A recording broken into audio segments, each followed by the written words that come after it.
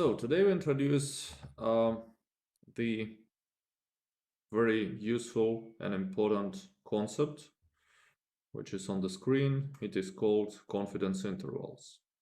And as usual, we will start with some motivation. Why do we want to do this? Why do we need this object and how we are going to use it? So remember that our primary goal is to guess the value of an unknown parameter or several parameters if a probability distribution has several parameters. Like in normal distribution we have two, mean and variance.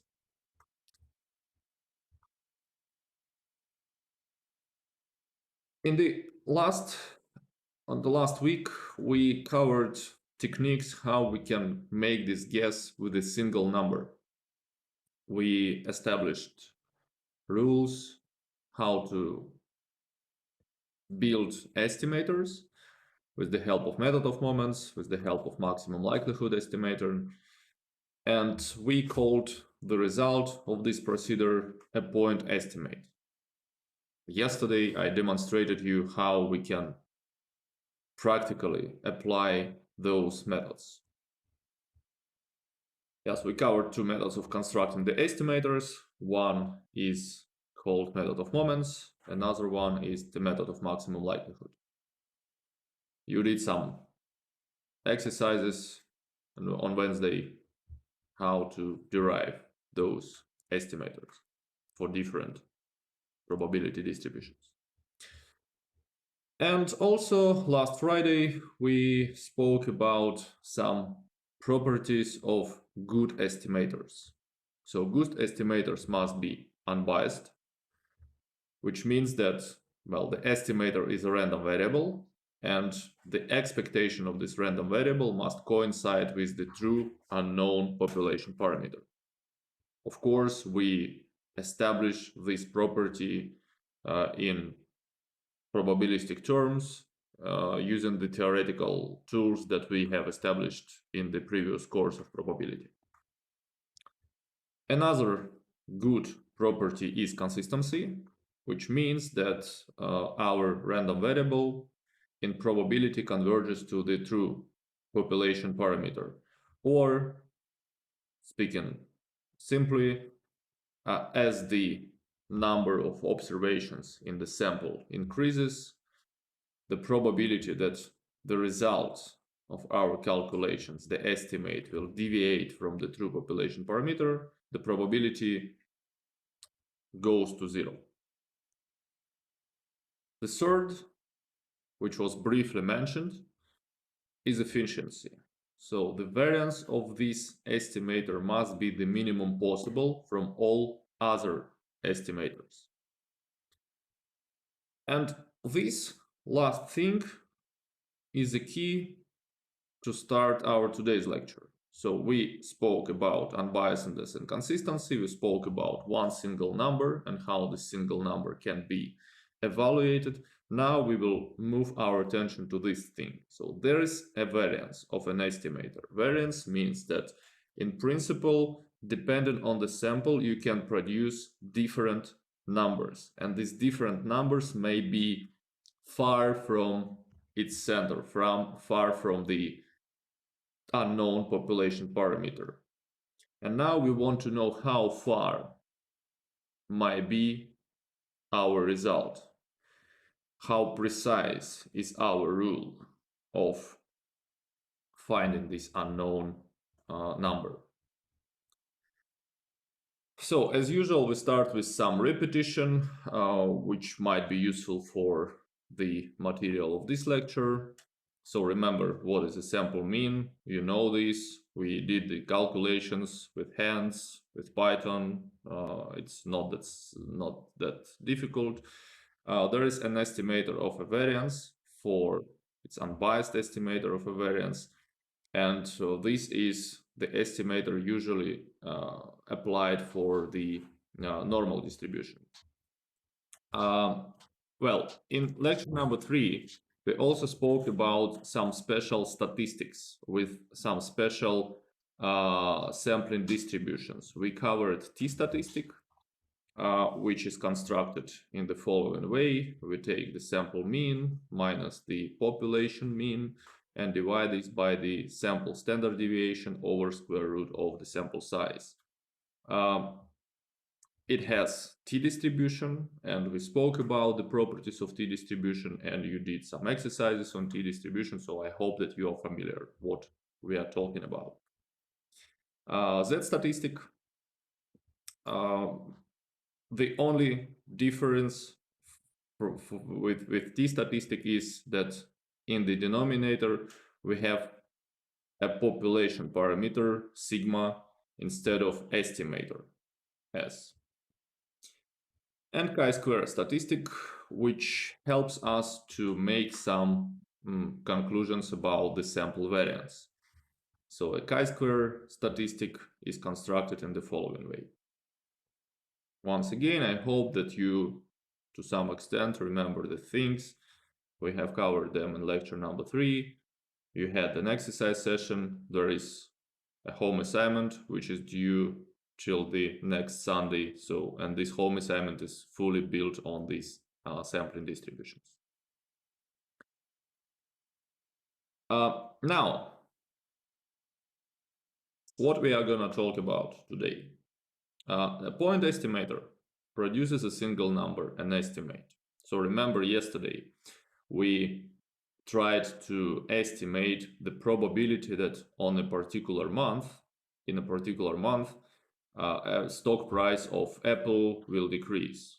And we came with 2 different methods. One was based on the Bernoulli random variable, another was based on the binomial random variable. We came to the number which is 0.41 approximately.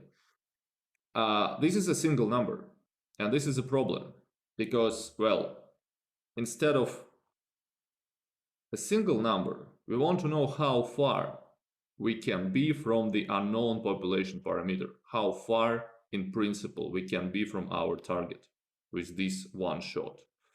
Is our shot close to the true value, or is it possible that our shot is too far from the population parameter? So yesterday we did something briefly based on the empirical rule from probability course. And today we will build the proper way how we should approach this problem. And the first step that we need is to calculate the variance of the estimator, because the variance exactly describes how far may be a particular outcome from the center of the distribution. Well, the variance helps to understand the spread of these possible estimates, single numbers, produced by the estimator. Well, ideally, we want to know an interval that can include the unknown population parameter with a given probability. And this is called an interval estimate. Look, we know what is a point estimate and point estimator. And now we will introduce a new concept, which is called an interval estimator, an interval estimate. Well, estimate is just a number, right? Estimator is a rule, how we can get this number. Well, first of all, we need to understand how we must compute a variance of the estimator. So let's see on several examples. So yesterday I demonstrated you how we can do this. Just 2 additional examples, how we can produce a variance of an estimator. So in lecture number 4, we had an example of a Poisson random variable, a number of transactions within the second on a Moscow exchange. I hope you remember that example. If not, there is lecture number 4 available. You can watch this, you can go through the slides and you can see. So we derived an estimator for a parameter of a Poisson distribution, which is lambda, and this estimator coincides with the sample mean. What is the variance of this estimator? Well, in order to calculate this variance, we need to take this estimator and derive its variance.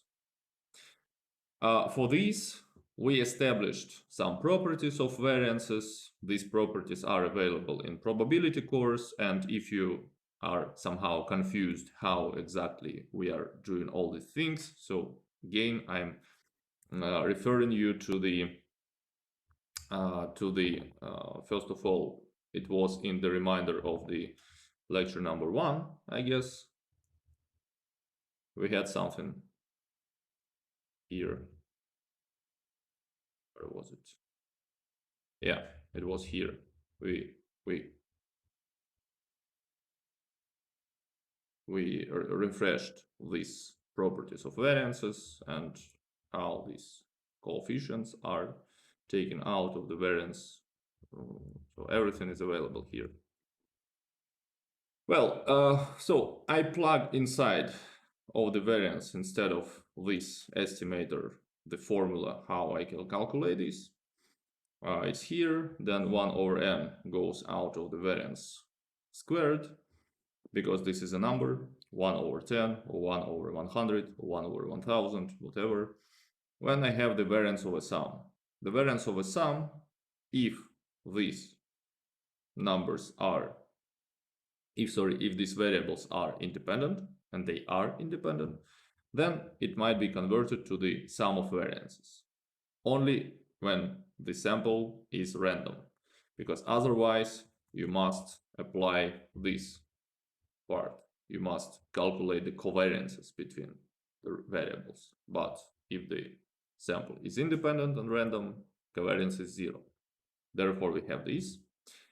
And we know that xi comes from a Poisson distribution, and the variance of xi must be equal to the variance of a Poisson random variable. Well, if you don't remember what is the variance of a Poisson random variable, you just, as yesterday I suggested, you just go to the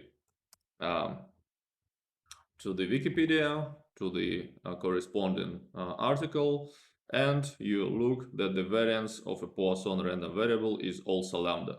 So this is a nice feature of a Poisson distribution. Mean is lambda, variance is also lambda. Well, nice, we go back here, and instead of variance xi, we plug lambda here. And what do we have here? We have the sum of n lambdas, which is, as a result, produces lambda over n. Well, this is the variance of our estimator. So anything that we can have based on this and based on the random sample will have a variance lambda over n. What is the problem with this variance? We don't know lambda. We don't know true lambda. What we can do? We know the guess. We know the estimate of this lambda. Well, since we know the estimate and we know the sample size, and we can estimate, so now it's verb, it's not a noun, we can estimate this variance.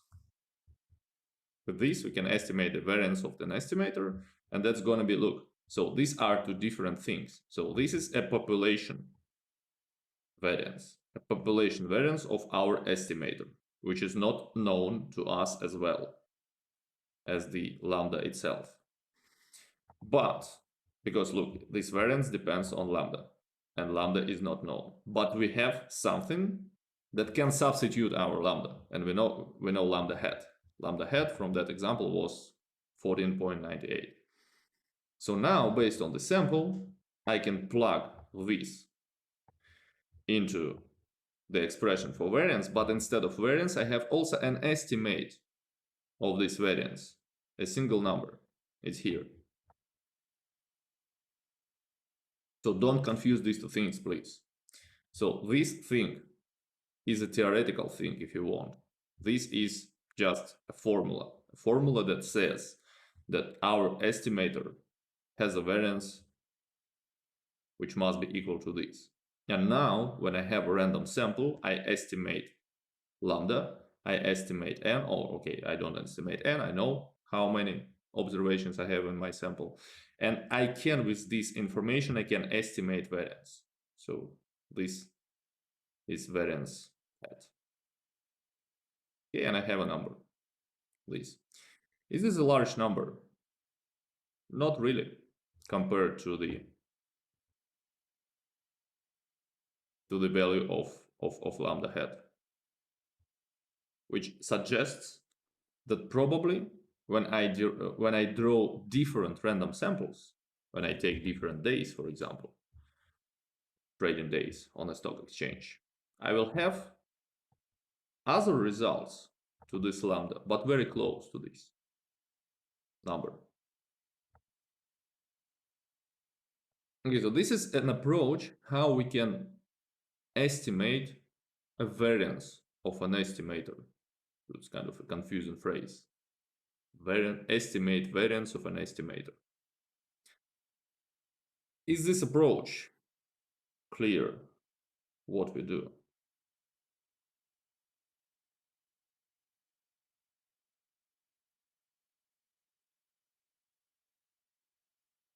Silence, as usual. Okay. I also spoke about efficiency, but unfortunately, last Friday I didn't have time to give you an example about the efficiency. So let me illustrate the efficiency of an estimator based on the example of two estimators for the population variance sigma squared. This is the population variance of a normal distribution. So we know that there is biased estimator produced by method of moments and method of maximum likelihood, which is this. And we know that there is unbiased estimator, S squared, which is divided by n minus 1. So now, which one is more efficient? Which one has lower variance? Which means which one is more precise in terms of possible deviation from its center? Well, let's start with the second. What is the variance of S squared? So the approach is exactly the same. I take the formula to calculate S squared. And here, look, I'm using the formula of chi-squared variable of chi-squared statistic from the repetition. So it must be somehow familiar to you. Let me go back to the repetition part here.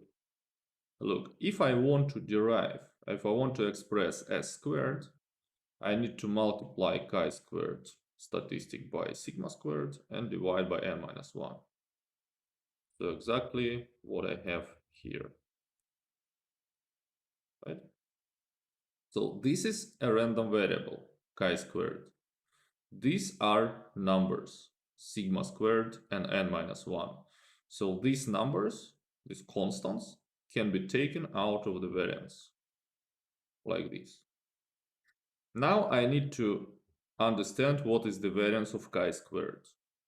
Well, you know what to do. We haven't derived the variance of chi-squared on the lecture number 3 because it's maybe a bit too extended. So chi-squared distribution. We go there, we look at and we know that the variance of chi-squared distribution with k degrees of freedom is 2k. So in our case, instead of k, we have n minus 1, which means that the variance is going to be 2 times n minus 1. It's here, 2 times n minus 1, sigma to the power of 4 divided by n minus 1.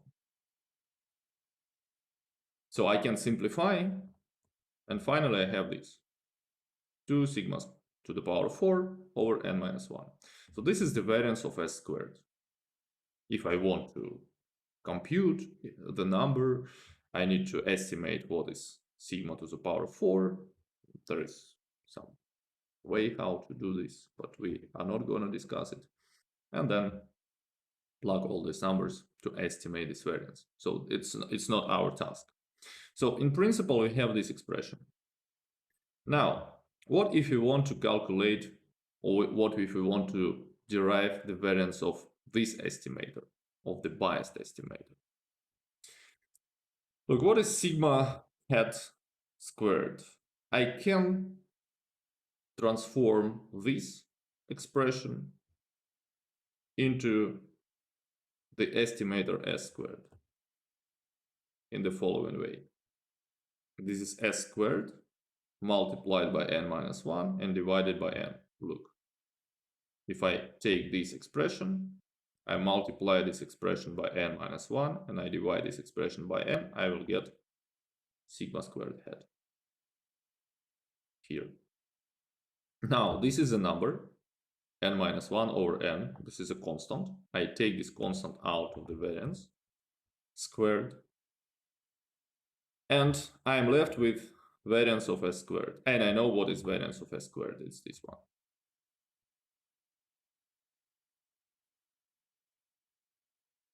Here. Now I need to, now there is nothing to simplify, but now I need to compare which variance is larger. So who can tell which number is greater, this one or this one?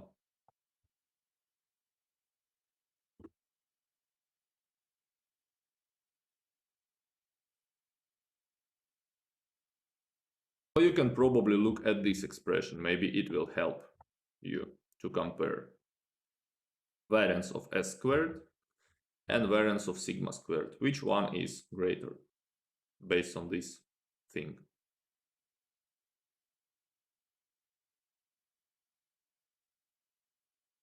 The first one.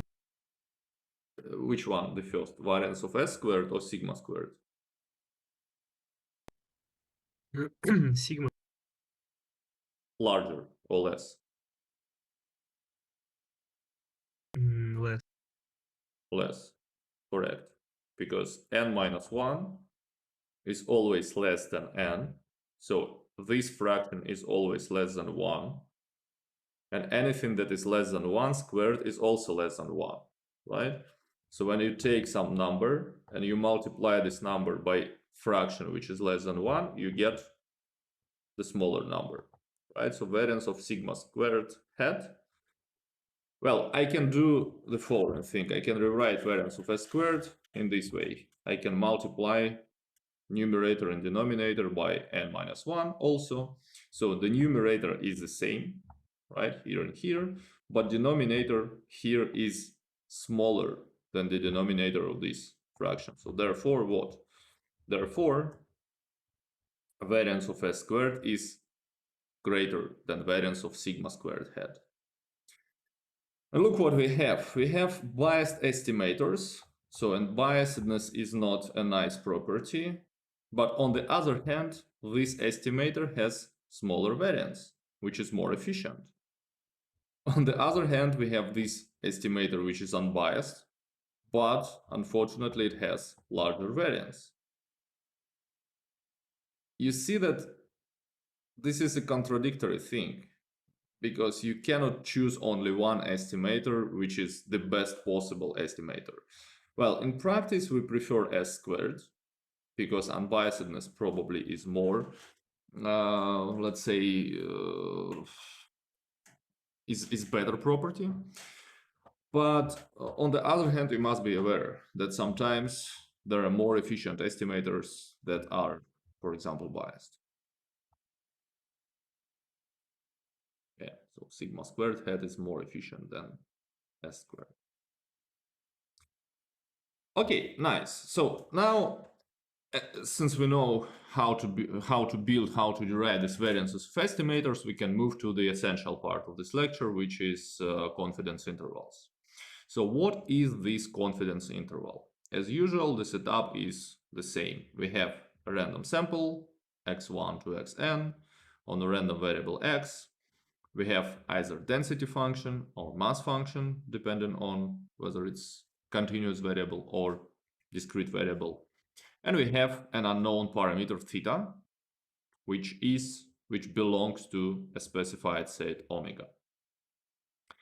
Now, we specify a number which is called alpha. This alpha belongs to the interval from 0 to 1. So you can guess that alpha somehow is connected to the probability. Now, we define two statistics. One statistic is called L, and this is a function of our random sample. Another statistic is u, which is also a function of our random sample. So you remember that statistic is a function of a random sample. It is a random variable because it is based on the outcomes of a random sample. Now, this is a definition itself. We say that the interval from L to U, from one statistic to another statistic, is a 1 minus alpha 100% two-sided confidence interval for theta. So this seems a bit difficult, but let's say if alpha is 0.05, then it's going to be what? Then it's going to be 1 minus 0.05, 0.95 times 100, which is 95%, right?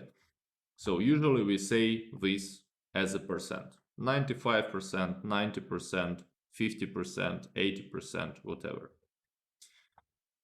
Two-sided confidence interval for theta if 1 minus alpha equals to the probability that theta belongs to this interval.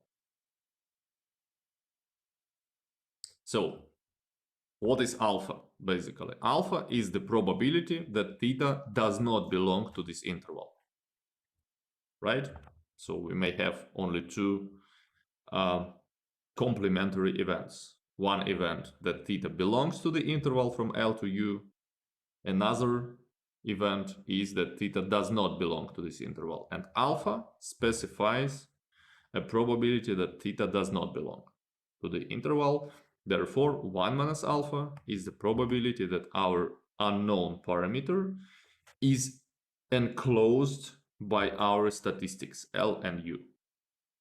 And L and U is called two-sided confidence interval. Well, the probability that the interval includes theta is 1 minus alpha. And we call this 1 minus alpha the confidence coefficient or the confidence level of the interval. Well, what is important from this definition? First of all, you need to understand that the confidence interval is also a random object.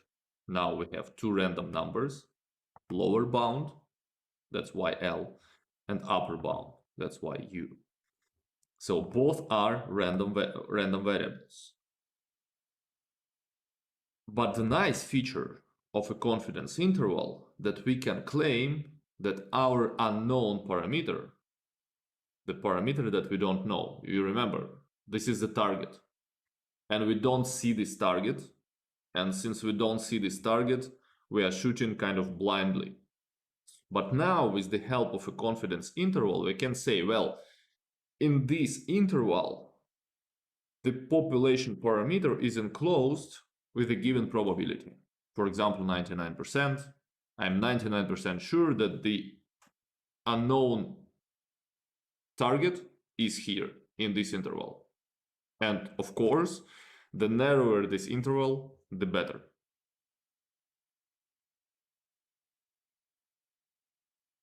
Well, some remarks. Once the sample is drawn, this is similar to the point estimator, but I need to repeat this once again. Once the sample is drawn, the realized value of the confidence interval is LU. So you see small l and small u. This is an interval of two real numbers, enclosed with two real numbers. And so this interval may or may not include theta. We don't know. But the logic is that if we take m independent confidence intervals, like let's say 95% confidence intervals, then approximately 95% of them will include theta. Right? So if I take one random sample and calculate confidence interval, second random sample and calculate confidence interval, third, fourth, fifth, and so on, and I will build m confidence intervals. So approximately this fraction of these confidence intervals will include theta, like 90% to 95 or 99% of the intervals. So the chances that my confidence interval does not include theta are lower, but still exist when I reduce this alpha.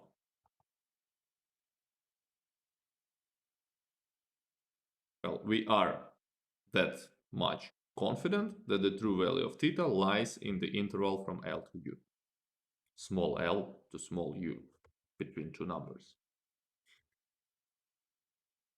Yes, in this lecture, we will discuss the simplest cases of confidence interval for the sample mean and sample variance. Because in practice, the confidence intervals for the unknown population parameters for any distribution are kind of difficult. So let me just demonstrate you, for example, that this is not an easy walk. If you let me see, it was yesterday. Confidence intervals for Poisson mean. Yesterday I found one nice paper. Yes, it was here. Yeah. Look, this paper discusses how we can build a confidence interval for a Poisson lambda. Exactly from the example that we have discussed. And look, there is a review of different approaches. Here is a table. First approach, second approach, third approach, and so on. Look, the authors have counted 19 different approaches to establish this confidence interval. As you see, this is not an easy task, and people are struggling with this exercise. So therefore, we will concentrate on the simplest approximate approaches only for the sample mean and sample variance. For other population parameters, this is gonna be not that simple. And probably if you will decide to continue your studies with data science, then you will do this yourself, I hope. Yeah, so that's what I said. Confidence intervals can be difficult to construct and they will not be presented in this course. Well, this is an illustration of a confidence interval of the meaning that we have discussed on the previous slide. Look, there is a true parameter. So this vertical line, assume that the vertical line is the level of a true parameter theta. And each horizontal line describes the confidence interval, and this point in the middle is the estimate, the point estimate. And you see that estimate might be bit greater than the true parameter or less than the true parameter, and then we have some interval around the point estimate. And you see that first interval includes the true parameter, which is okay, right? So when I say that there is a confidence interval, I know that my true parameter is there. Second interval includes the true parameter, the third interval, fourth, and so on, right? So this is much better than having only one point, because the point, you see that the point is far from the true parameter. It's either to the left or to the right. And then almost all of these confidence intervals enclose the true parameter. And you see that only one confidence interval was calculated in a way that it doesn't include the true parameter. So the chances that our confidence intervals do not include the true parameter are really low. That is why it is much better to establish the confidence interval instead of having only one number as a point estimate. But on the other hand, this point estimate is the starting point to produce a confidence interval, because you need to establish this point, and then from this point to the left and to the right, you calculate this left and lower and upper bounds of the confidence interval. And you see that it kind of changes. but usually it somehow includes the true parameter. And in rare cases, this confidence interval does not include the unknown parameter, which is the answer to the question how we can say something about the parameter if you don't know this parameter, if you don't see the target. Well, even if you don't see the target, but if we establish proper rules, we can say, well, our target is in this interval, and we are 99% sure about it, which is okay if this interval is narrow enough. Is the idea of confidence interval clear what we are gonna do? Because now, after this slide, we will start some technicalities, derivations of confidence intervals, and examples.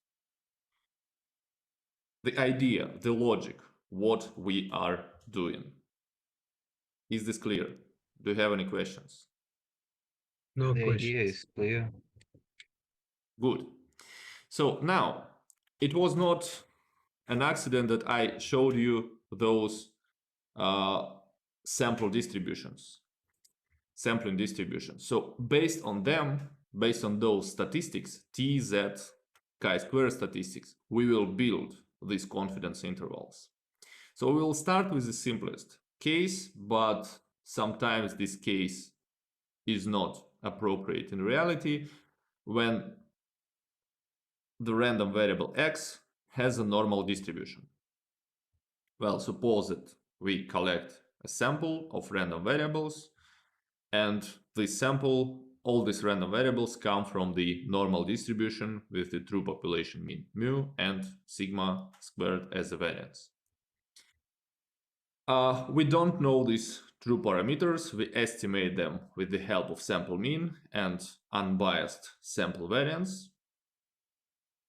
And what do we know? We know that there is some special random variable t, which has a student or t distribution with n-1 degrees of freedom.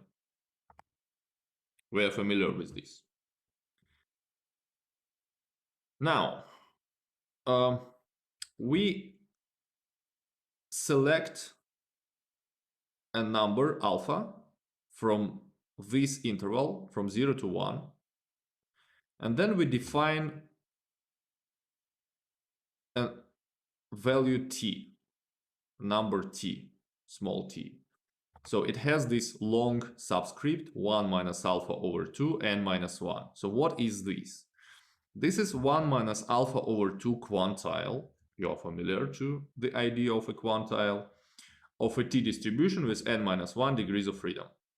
What is a quantile?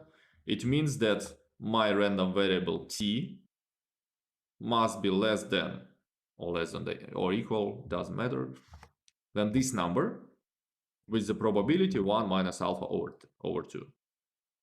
So you did all these things, and if you haven't done the home assignment number 3, you will encounter quantiles in that home assignment. So a quantile is a number.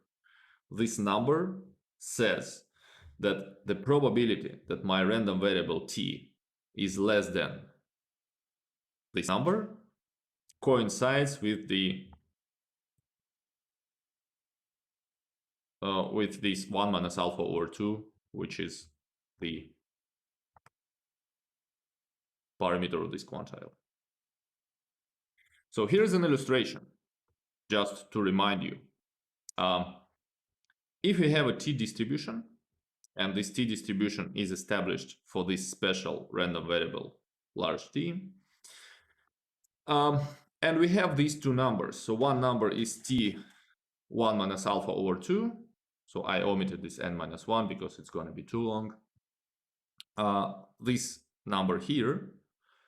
And since this distribution is symmetric, to the left, I have the same number with minus.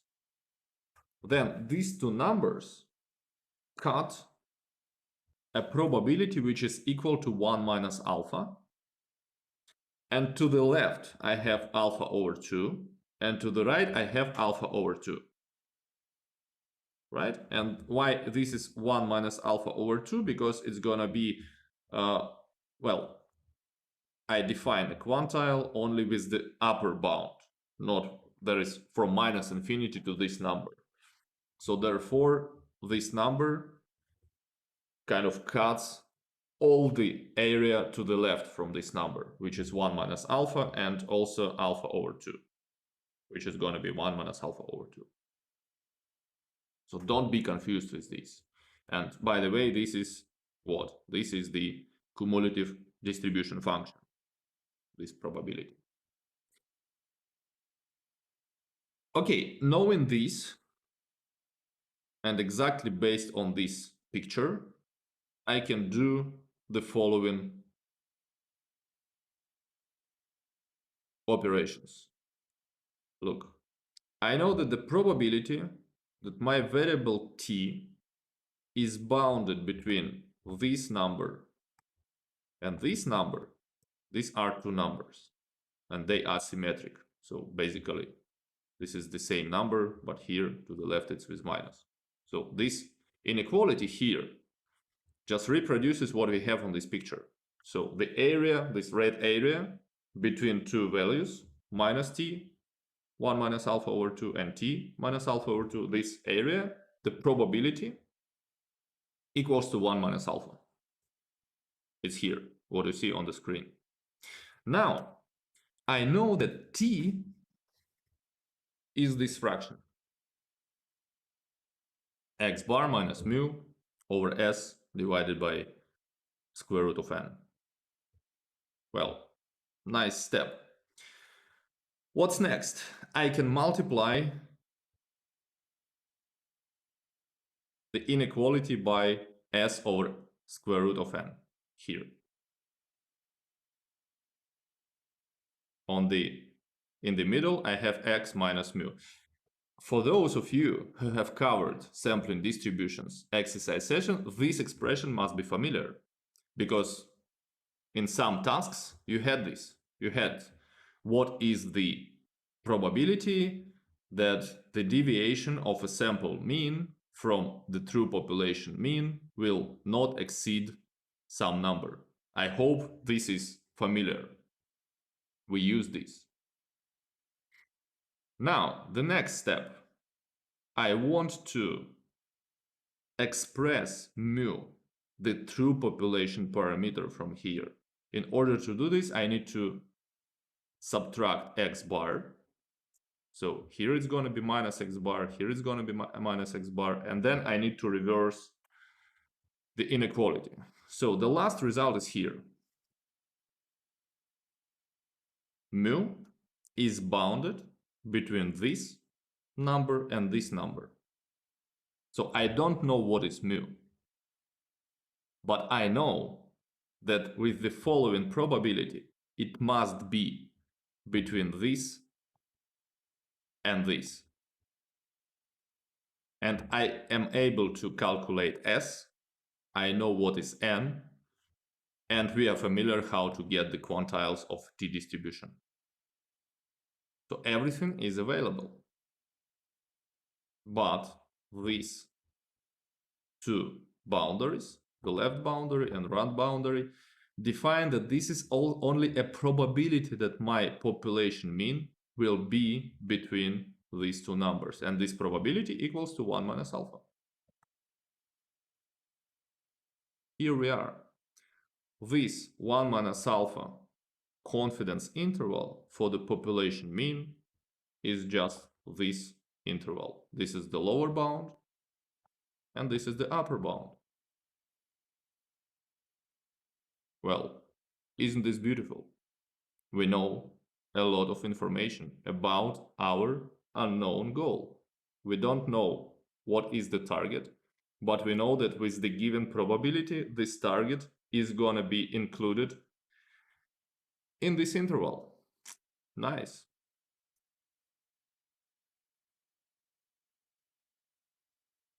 So some remarks. All that we have discussed here is based on the random variables. So X bar, capital X bar is a random variable. Capital S is a random variable. So T is not a random variable, T is a number. We can get it with the help of Python formulas. N is also a number. Well, but in principle, this is a random variable and this is a random variable. If before I collect a sample, I don't know what will be the outcome. Once the sample is drawn, we can denote with small x bar and small s the realized values of these statistics. So this is a number, some number, and this is some number.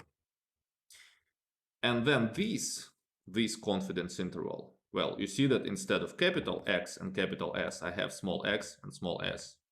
So this is a number. One number here on the left-hand side and another number on the right-hand side. These are just two numbers once we have calculated them. And this is called 1 minus alpha percent T interval for mu. You will see the example and I hope it's going to be more understandable.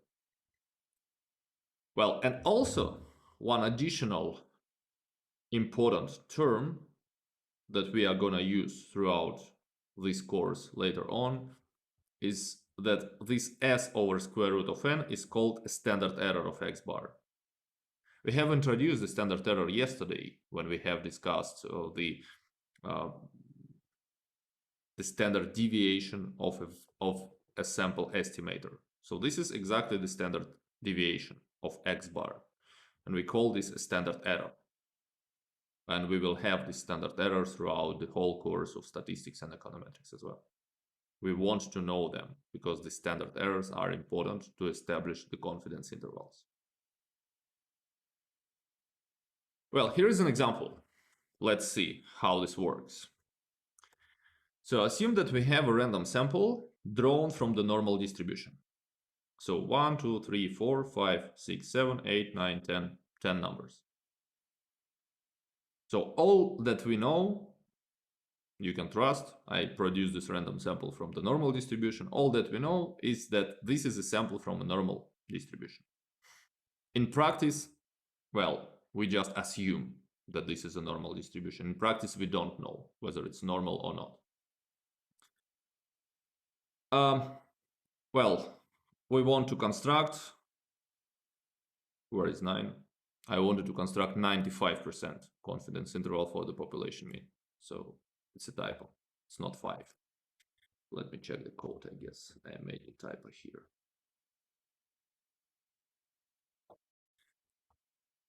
So yes, we want to construct a 95% confidence interval for the population mean. And so now we want to infer about alpha, first of all. So this is this strange notation, 1 minus alpha 100%. Now I guess it is more clear what and why we write it like this. So it's basically, it says that 95% equals to 1 minus alpha times 100%. And from here, I can infer that alpha is 0.05%. Right, so that's why we use this strange notation. So alpha is 5%, nice. Then we calculate an estimate of a sample mean. It's just simple. We take these numbers, add them, divide by 10, and this is 48. We calculate the sample variance, which is 82 minus 48 squared plus 38 minus 48 squared and so on. So with each number, we do this operation, sum these squares and divide by 10 minus 1. And this is the sample variance, 622.89, kind of huge. So now S is the square root of the sample variance, which is 2496. Now we want to establish this T. You did this in the quiz number 2. in Python, we have discussed how to get these quantiles for t-distribution, for normal distribution. So I hope that you still remember how to deal with the things. The only thing that I want to draw your attention is if alpha is 5%, according to the picture that we have here, so alpha must be split equally between right and left sides, this area and this area. So therefore we have alpha over 2. And now this number that we are looking for, the quantile, establish the probability that t is from minus infinity to this number. And this probability is 1 minus alpha, which is 1 minus 5%, which is 95%. And also this left tail, 2.5%. That's why we calculate a quantile, a 97.5% quantile of this t distribution. And the number of degrees of freedom is 10 minus 1, which is 9. So I don't cover this here. You are familiar to these quantiles, I hope. The number is 2.262. Well, now we have a formula and everything is ready to calculate a confidence interval. I take the sample mean minus this. This is going to be the lower bound. And I take the sample mean plus this. This is going to be the upper bound. Well, this is L. X bar minus quantile times S over square root of n. 48 minus quantile times this, the whole fraction. 2496 over square root of 10 is called standard error. And this is 30.15. So this is the lower bound for the population mean. The upper bound is calculated similarly. Just here we have plus, and this is 65.85. Well, what does this mean? We are 95% confident that the interval between these two numbers includes the true population mean. Well, there is still a chance, 5% chance, that this interval does not include our target. But the chances that this interval includes our target are much higher, 95%.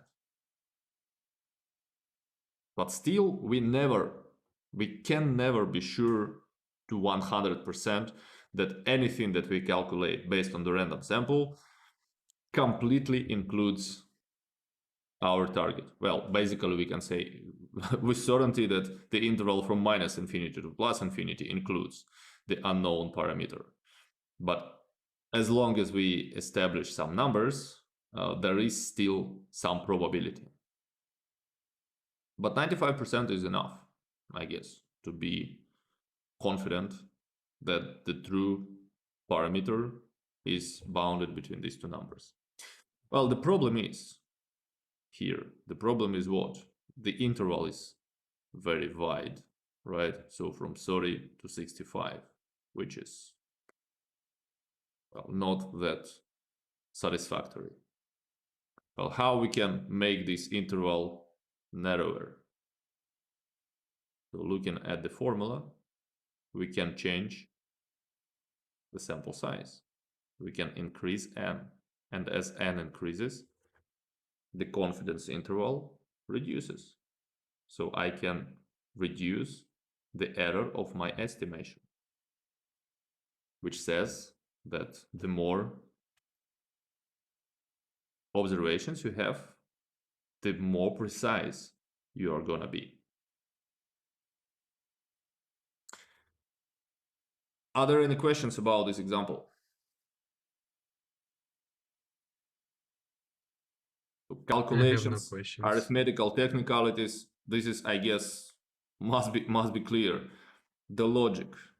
So now, as I promised to you, now we are moving closer and closer to the revealing the information about unknown targets. So now we captured our target in some interval. Well, sometimes this interval is too wide, but still it's better than just having one number.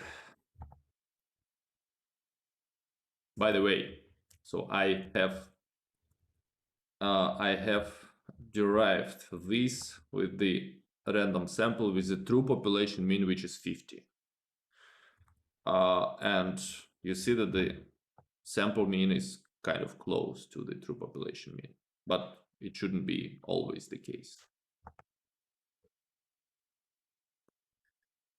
Okay, now, as we suggested, what if we don't know about the probability distribution of the underlying variable?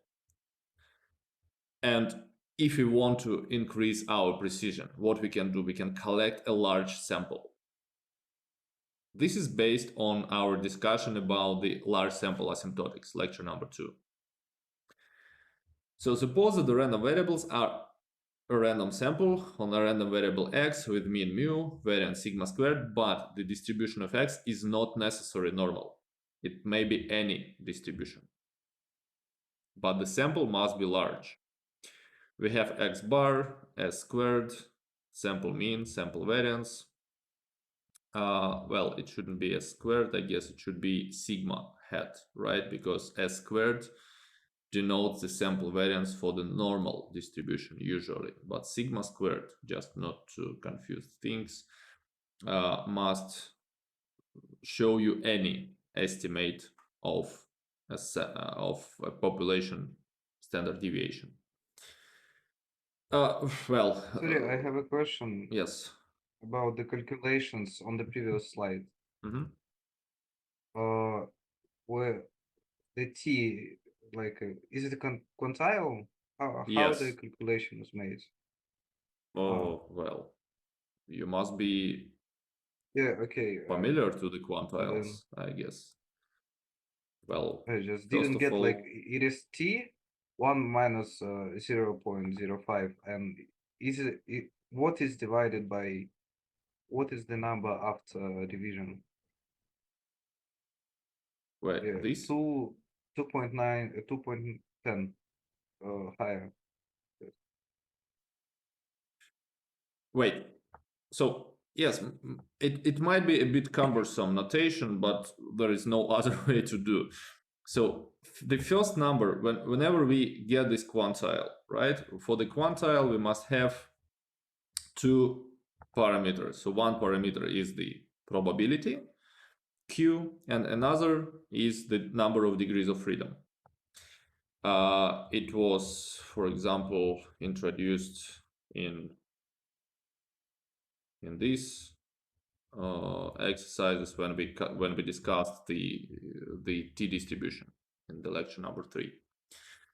Well, 1 minus alpha over 2, you plug alpha inside, alpha over 2 is 0.025, and 1 minus this is going to be 0.975, which is here, right?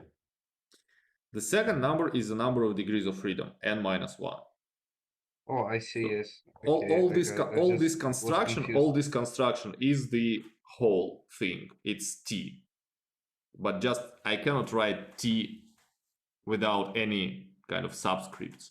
So all this long subscript 1 minus alpha over t, comma n minus 1 describes these two parameters of this quantile. First parameter is the percent q, 97.5, and the second parameter is the number of degrees of freedom, 9. I think I was just confused about how it was the comma. No problem. And you must be familiar with this function that is used to calculate quantiles.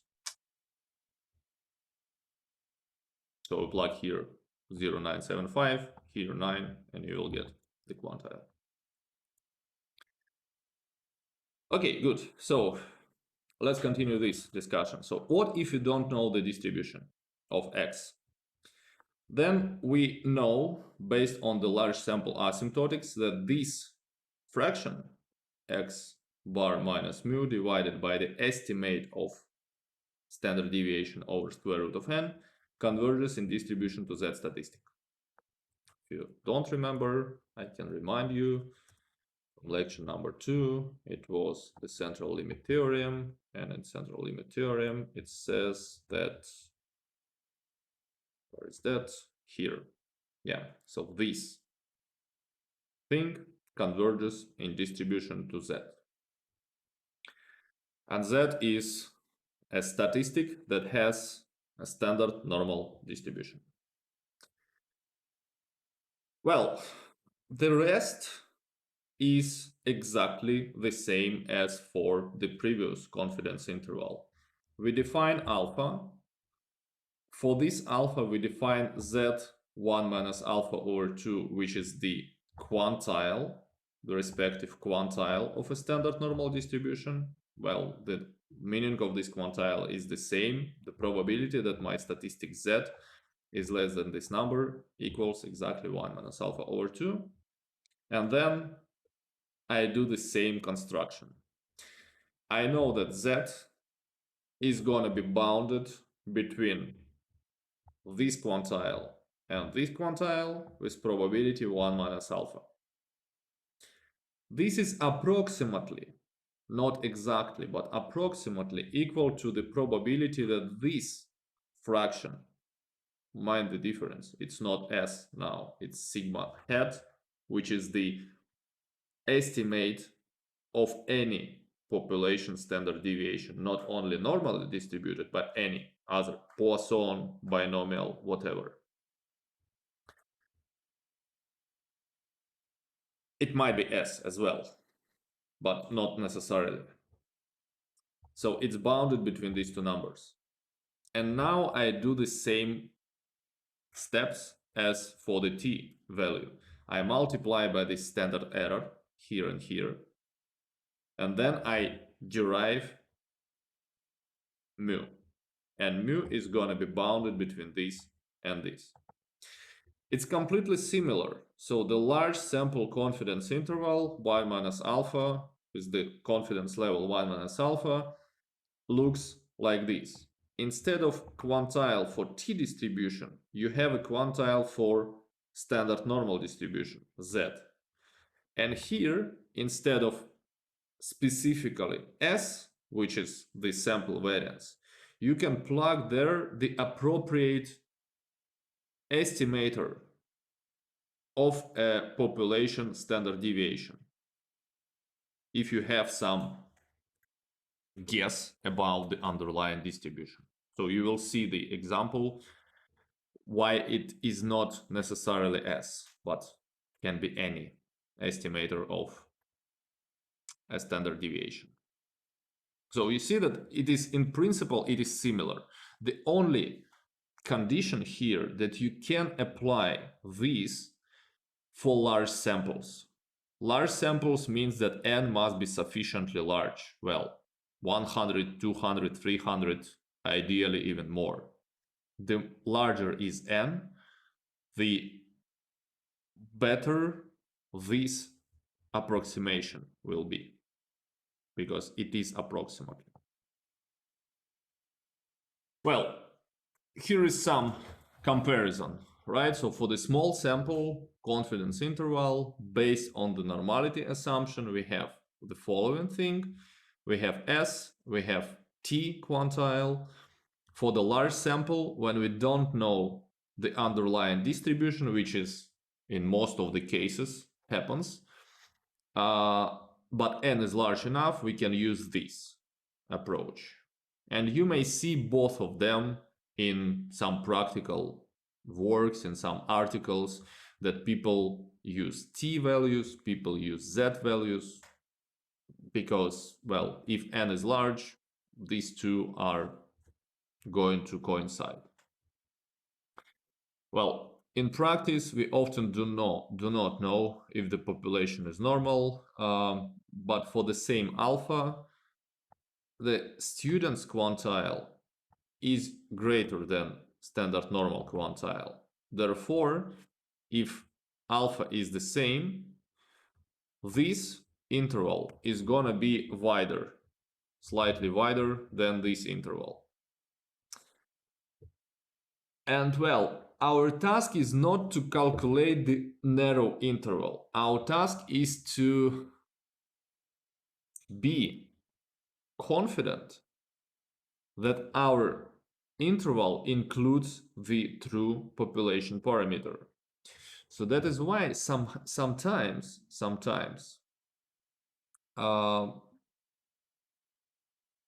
in practice, statisticians prefer the small sample interval, even if the distribution of x is not known. So basically, in practice, it means that even if you don't know whether the distribution is normal or not, you still want to use the first approach because it's a bit more conservative. And you will not probably throw away the unknown population parameter.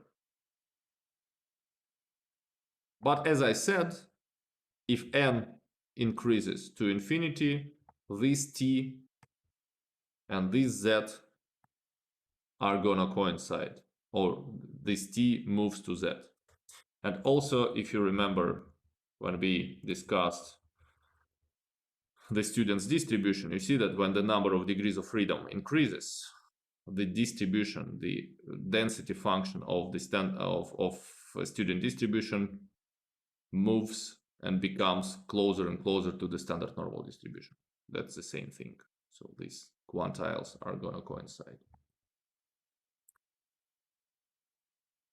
Yeah, as I said, for non-normal distributions, it's not always true that s squared coincide with sigma hat squared. So the sample variance is not always the best estimator for the population variance, because if the distribution is not normal, well, there are some other ways to do. So the first example is Poisson distribution. In the Poisson distribution, if you remember this, the beginning of this lecture, in the Poisson distribution, this is what? This is lambda hat.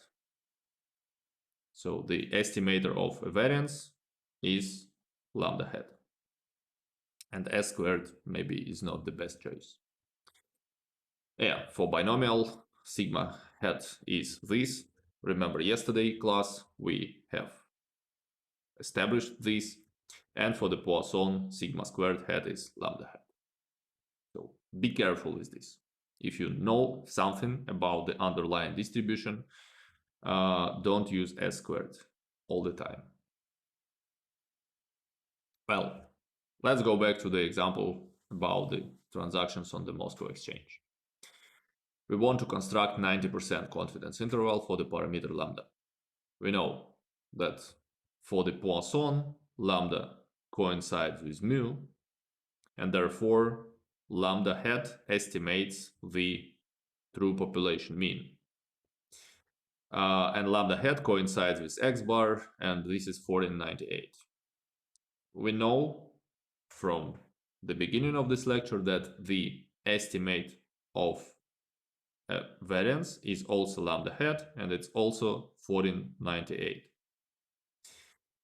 Well, if you remember, the sample size is, well, yes, S is this, or sigma hat. Well,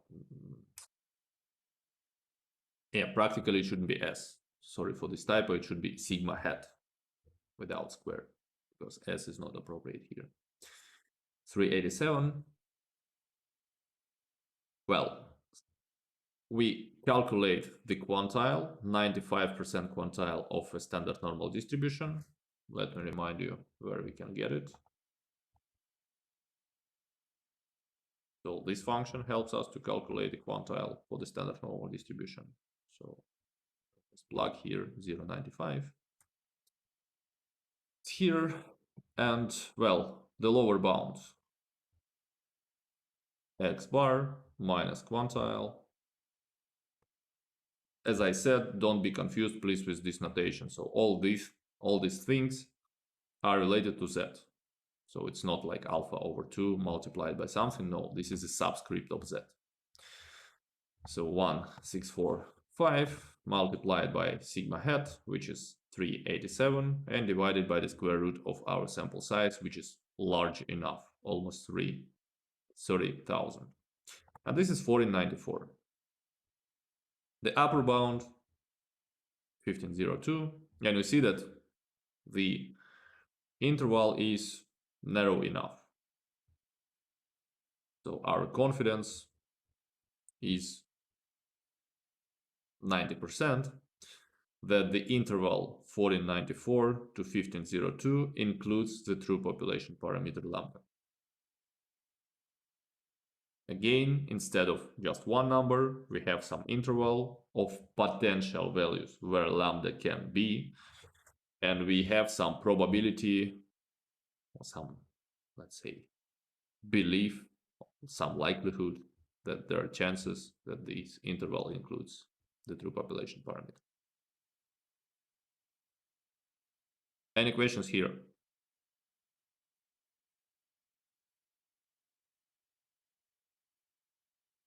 No questions. Perfect.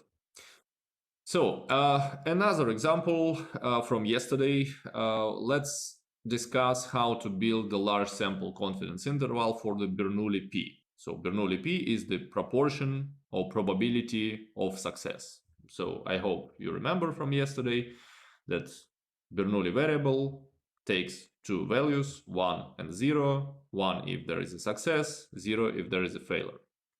So suppose we have a random sample from the distribution, from the Bernoulli distribution, and let p hat equals x bar be the sample proportion of successes.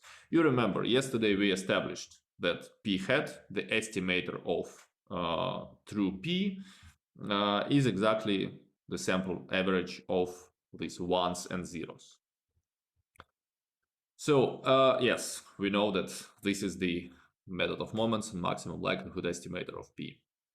We also know from yesterday that variance of p hat equals to the variance of x divided by n, x bar, sorry, should be x bar here.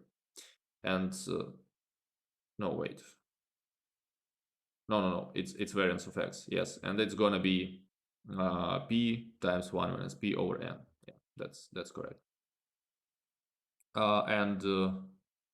Yeah, so we also established this yesterday. And look, for the Bernoulli distribution, now if you take this construction and we plug inside the corresponding values, what we get? Well, x bar equals to p hat, so I plug it here. True population p coincides with the true mean mu, I plug this here. And sigma hat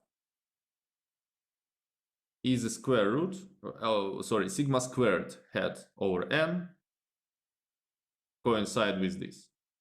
So I plug all this, the whole expression, variance over n here. Well, and finally I get this. Nice. We know how to establish the confidence interval for this variable. And now I can simply substitute this with this variable and do the rest. So from central limit theorem, if this converges to the standard normal distribution, so this also converges to the standard normal distribution. So therefore, the large sample confidence interval for the population proportion looks like this. I just substituted sigma squared hat with the formula how I can calculate it specifically for the Bernoulli distribution. It's here. The rest is exactly the same. And let's do the following example. So you remember yesterday we did the estimation of p hat for the Apple stock based on the monthly returns. So I did a similar exercise but with daily returns for Apple stock from the January 2000. So there is 5,564 days. So I can demonstrate you this data if you want. It is here. So I have, for every day, I have the return on the Apple stock from, okay, it's not 1st January, 3rd January till October, till 10th February 2022, till yesterday. And well, I'm Is not. it in percentage?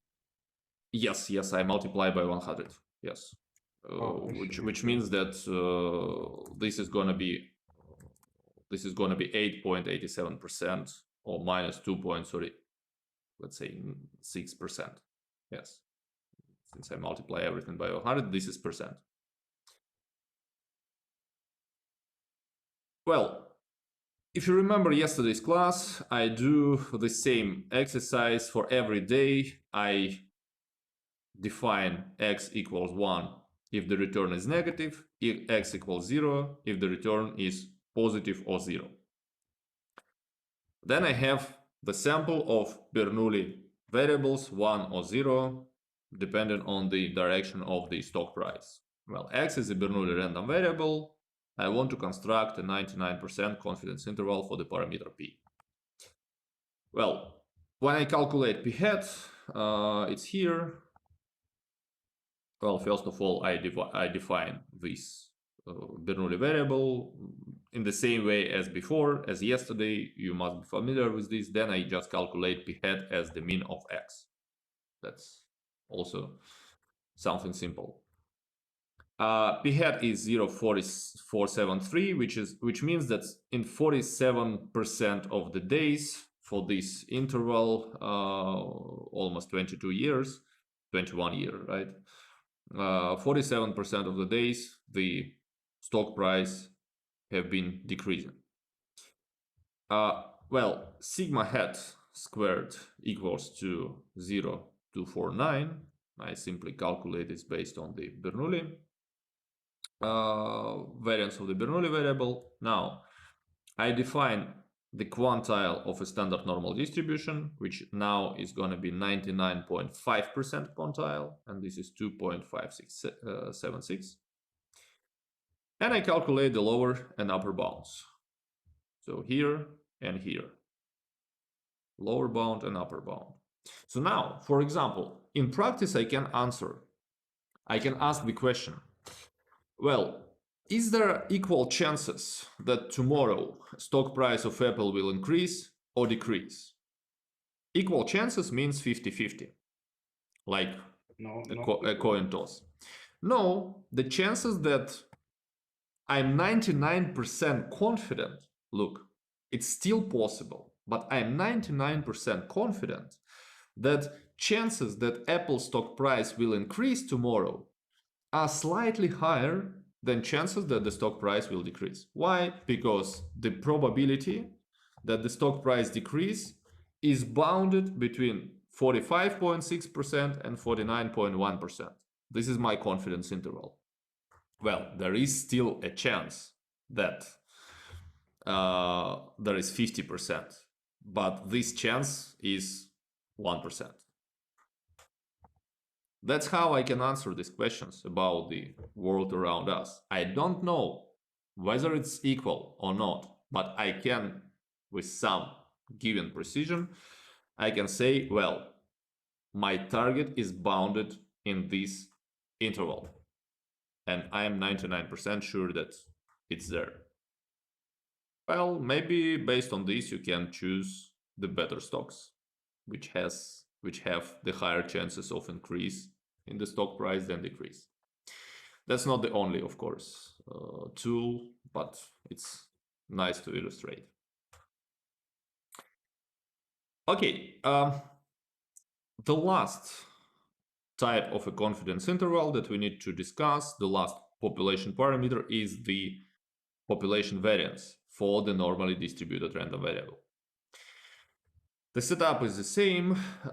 We have a random sample, we have a normal distribution with population mean mu, with variance sigma squared. We have x bar and s squared being sample mean and sample variance. And now we defined a random variable chi squared, which is this. and it must have a chi-squared distribution with n-1 degrees of freedom. Well, we defined two quantiles from a chi-squared distribution. Remember that chi-squared distribution is not symmetric.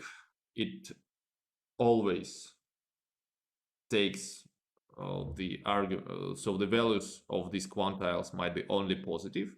So that's why we need two quantiles, alpha over 2 and 1 minus alpha over 2.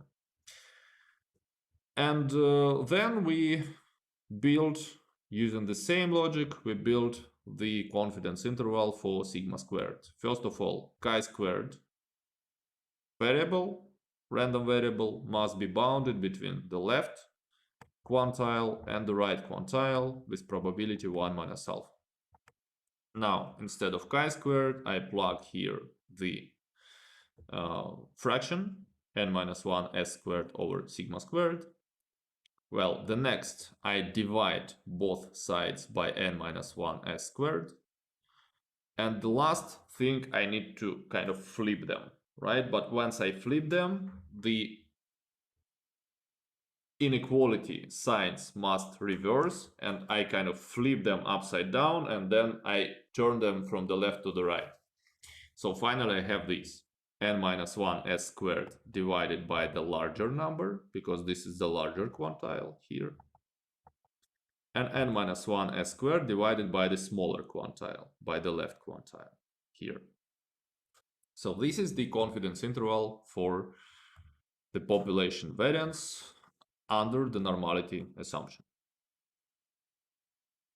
That's how we can build it. Well, we are running out of time, so therefore I will skip the example. You will have these slides available on the course page, so please go through this example yourself. The logic is exactly the same as we had for all previous cases. Nothing is really special here. And also on the exercise session, you will see how this works. So here for your reference, you also have a table of these lower and upper bounds for the two-sided confidence intervals for parameter mu in smaller large samples, for p and sigma squared. Here, so you may use this for your reference. No need to derive all these confidence intervals every time. And the last thing that I wanted to draw your attention, there is also a concept which is called one-sided confidence interval. So if there is a two-sided, there must be one-sided confidence interval. Well, what is one-sided confidence interval? The logic is clear. We either set only lower bound, and our parameter is bounded from below, but the upper bound does not exist, so from below to infinity. Or there might be the upper confidence interval, which means that I am setting the upper bound, but the lower bound is not defined. Well, in this case, you must be very careful with the following. The only one thing changes. You do not divide alpha between left and right areas. You remember there was alpha over 2. Now, no need to divide this alpha by 2. Which means the following. Look, for example, if you have the lower one-sided confidence interval for mu under normality, look, instead of 1 minus alpha over 2, you take the quantile of 1 minus alpha. So the whole alpha goes to the left side. Or if there is an upper-sided confidence interval, the whole alpha must go to the right side. No need to divide by 2. This is one important difference to the previous concept. All the other things are exactly the same. So here you see the overview of one-sided confidence intervals for these parameters. So lower interval, upper interval. On the exercise session, you will go through these concepts as well. So the lower interval for mu, the upper interval for mu, and please mind that always you have the whole alpha here. No need to divide by 2. Yes, for all the parameters, you have it here. Yeah, so the conclusion. What do we know at the moment? The point estimator produces a single number, an estimate, which depends on the random sample outcomes. This is not very nice because you shoot into the unknown target, you have only one shot, and you don't know whether you are close to the target or not. Well, of course, you might describe several properties, unbiasedness, consistency, efficiency, but still, there is a chance that you missed the target, and you want to know how far from the target you are. The confidence interval produces the interval that bounds or encloses the unknown parameter. So the unknown parameter is still there. It's stick to some point, and your kind of confidence intervals are changing around this fixed true value. But with a given probability, your confidence intervals still enclose the true population parameter. Well, they are one-sided or two-sided, and all of them are based on the sampling distributions discussed in the lecture number 3. So as usual, I am saying that everything that we cover, kind of we are moving step by step, and the knowledge that we acquire from the previous lectures lead us to the next lectures.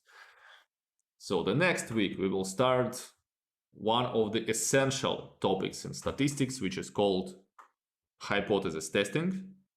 It's gonna be with us throughout the rest of the statistics. If we start machine learning, it's gonna be in machine learning, in econometrics, everywhere. So hypothesis testing is the crucial thing of the whole, let's say, area. And as you can guess, it's gonna be based on the confidence intervals and on the sampling distributions.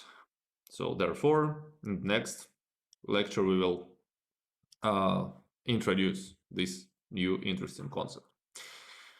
Well, about plans. The home assignment number 4 is going to be available, I hope, tomorrow, maybe Sunday, but I see that you are not that kind of eager to start them immediately, but it's going to be available till February 20, so, and you have 2 days to finish your home assignment number 3. So in that home assignment number 4, the tasks are going to be the following. There are going to be probably 2 tasks, maybe 3, 2 tasks and 1 kind of theoretical questions, open question.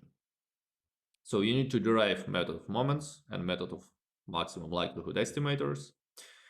So calculate the estimate based on the random sample, something similar to what we had on the exercise session, questions 1 and 2. So first of all, we have some probability distribution. There is a known parameter. Derive this with the help of method of moments. Then you have some numbers. Calculate. No Python quiz over this weekend because, well, yesterday I demonstrated you several things, and I guess, well, there is nothing especially necessary for the next exercise session. So that's why have a rest. Have this only one home assignment.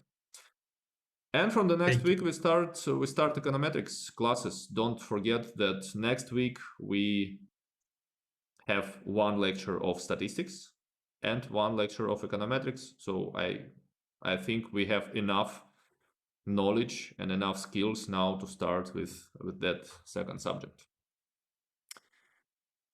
Any questions to me? I'm pretty sure. You said about theoretical questions. Will they be in a home assignment, or I didn't? Yeah. There. Well, because I wanted to kind of give you some questions to check your understanding. So that's why in the home assignment you will have the following. You have 2 tasks. Let's say 2 points and 2 points. One task is going to be about method of moments. Another task is going to be about method of maximum likelihood. And the third is going to be 1 question for 1 point. So in total, you will have 5 points. And that question is going to be like, I don't know, what's the difference between estimator and estimate? What's the difference between sample and population? Something like that. Just, I need to check how you understand the concepts. Oh, okay. Anything else? No. Perfect. Then have a nice weekend. Don't forget about home assignment number 3 and see you next Thursday. Bye bye. Bye bye. Thank you for the class. Goodbye.